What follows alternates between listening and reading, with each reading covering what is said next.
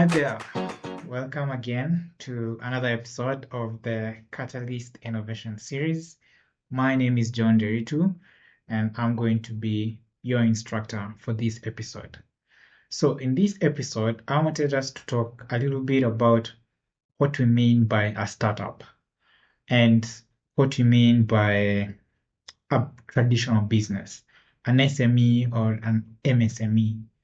I know those terms can be a bit complicated, but for now, I wanted us to just talk about what a startup is and then how it is different from other forms of normal businesses that you know, other forms. So let's see what that looks like. So again, welcome and let's get started. So we have already talked about what innovation is all about. It's about turning ideas into a product or a service that has value. In order for us to turn an idea into something that has value and to actually deliver value, that value as either a product or a service, to those people who need it, we use startups. Startups, according to Steve Blank, is a temporary organization, so it's temporary, that is always searching for a scalable and repeatable business model. I'm going to explain what all that means. When you talk about a startup, this is not an established big corporation. Remember, when it comes to innovation, we are developing new things, or we are coming up with things that we do not know if anybody is going to use them, going to use that creative product or service. So we can't go ahead and establish a whole permanent organization. So it has to be temporary in such a way that we do not incur a lot of costs and waste a lot of time. So it's temporary in the fact that it's also easily adjustable and very, very adjustable. Yeah, that's the right word. And we are always looking for ways that can repeat themselves on how we can make money from these ideas. A startup is not a charity organization. It is established, yes, to create value into society, but also to generate some form of revenue. Money is important. It's what helps run the daily operations and all of that and meet costs.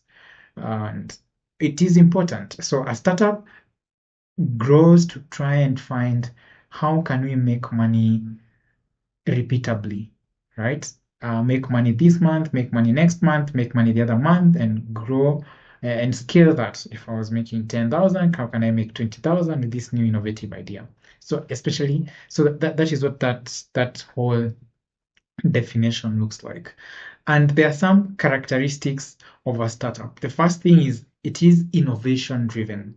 And when you talk about innovation driven, it means it's not common. There is an aspect of originality. Even though it's creating value, it's not just creating value in a normal way. There is an aspect on there's some newness, some creativity, some new thing component in it. And the aim is to disrupt sometimes existing markets, as I said, and probably to create new markets, the way M-Pesa created new forms of markets. A lot of fintech came up from just the M-Pesa, innovation and all of that. We really focus on scalability. So when it comes to startup, the scalability aspect is very important. How are you gonna grow? Startups are designed to grow very rapidly, and that's how we go back to the definition of temporary. If it was a permanent, rigid structure, it cannot scale up very quickly. So one of the characteristics of a startup, it has to be very scalable. And it's designed to grow rapidly because we are testing whether the idea we came up with actually exists. And we know that there are competitors. If we are not agile enough, we risk becoming obsolete and being ran over and all of that. The goal is expanding to a large market or even globally as fast as possible. How can we deliver value to as many people as we can? They are high risk, high reward. Remember, we are coming up with a product or a service that may not even have a market yet. We are not sure. And we are doing it because it has some value to the society.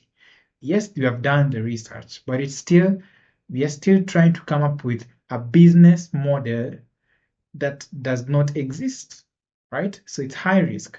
They operate in uncertainty, and there's a high risk of failure and potential for losses, big losses. But there is also a chance that if done well, if managed well, then it does turn out to be quite rewarding. When you talk about funding, people who fund startups are a bit different from those people who fund other forms of businesses. So for startups, we talk about uh, venture capitalists, we talk about angel investors. You can just go do a simple quick search on those terms. We're going to get into them much later in the series.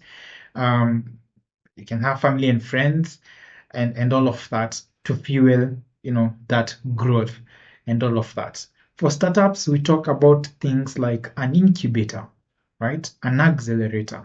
We don't talk about that in traditional businesses like a hardware shop.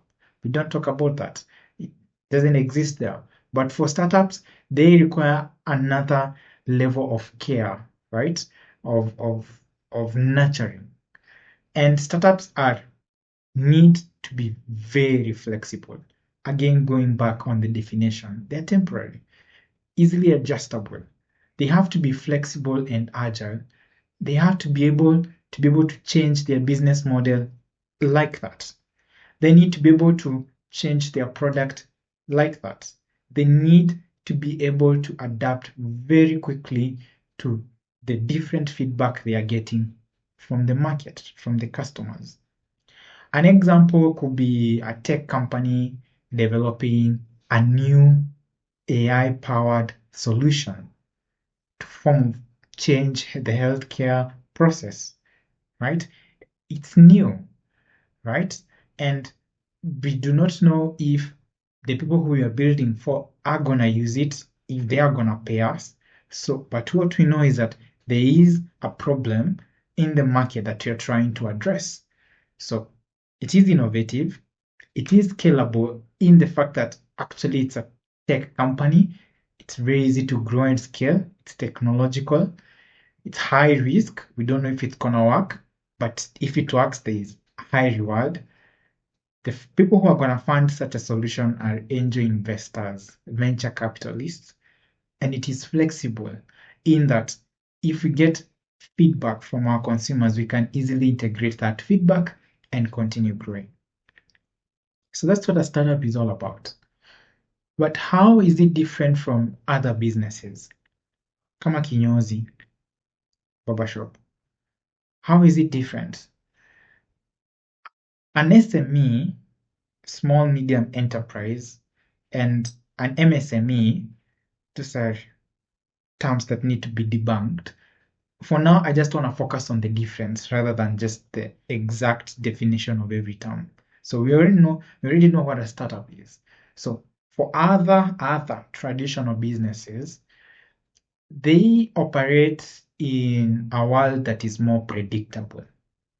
If you open a barber shop, it's not new. There's so many barber shops. It has been there for years.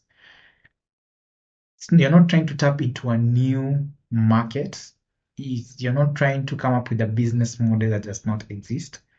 And the focus here is not high risk, high reward. You're focusing on steady growth. Today you get one customer. Don't know, in the next month you get 3 or 4, 5 and continue growing. This focuses on steady growth. Remember, a startup, we are focusing on high scalability. It's not about steady growth, it's high scalability. You want to fly. So for Traditional businesses like a kiosk or a hardware shop, they are looking for a sustainable and incremental, gradual way to grow, to scale. They rely on already proven business models. It's like a recipe. If you do this, then do this, then do this, this is the result. It's almost constant, which is not the case for startups, right? They are lower risk. They can be self-funded, and most of the time rely on banks for loans and stuff like that. That's how they get their money. And they are structured operations. They have more formalized processes and hierarchies of order and all of that. Example is like a local bakery or a family-owned restaurant. That is very different from what a startup is. So I thought in this episode we should debunk. So if we are innovators, we are looking to come up with innovative ways to solve challenges and try and get revenue, try and get money from for our ideas out there, then a startup is the way to go.